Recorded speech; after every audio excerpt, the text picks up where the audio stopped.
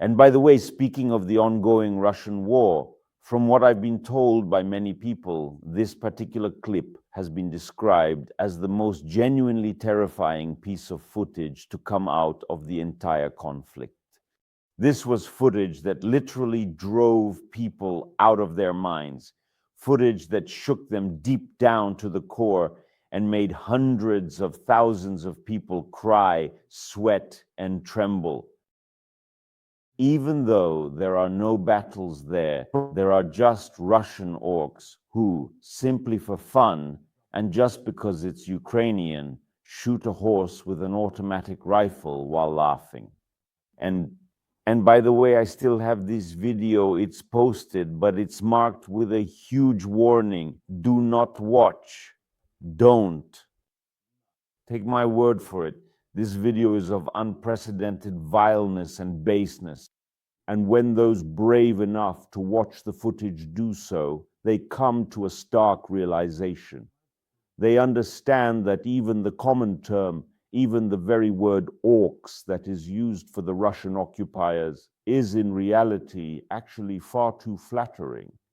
This is because these criminals, these individuals acting on Putin's orders, they are not even orcs.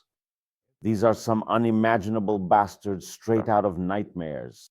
And these children of Russia, they send around these videos of executions, bragging about how they take revenge on everything living in the territories where their filthy feet have already set foot.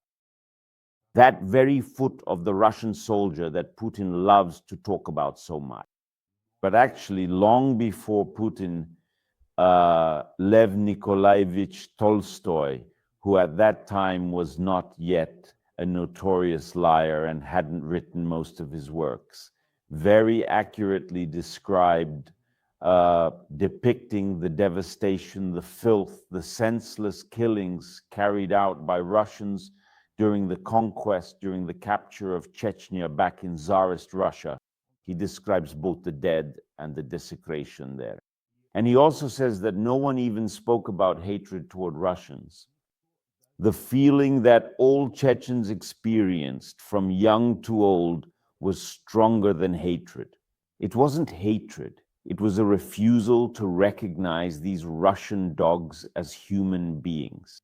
And such revulsion, such disgust and bewilderment at the absurd cruelty of these creatures, that the desire to exterminate them like rats, like poisonous spiders and wolves, was as natural a feeling as the instinct for self-preservation. So that you don't think this was said by the Russophobe Nevzorov, let me repeat. This is Leo Tolstoy in Haji Murat describing the attitude toward Russians. Now, as for the front lines, well, you'll see information about the latest bombing of a Russian oil refinery on my Telegram channel. Other than that, villages keep changing hands, and Pankivka has been cleared of Russian occupiers. There are only about 9 houses there, I think.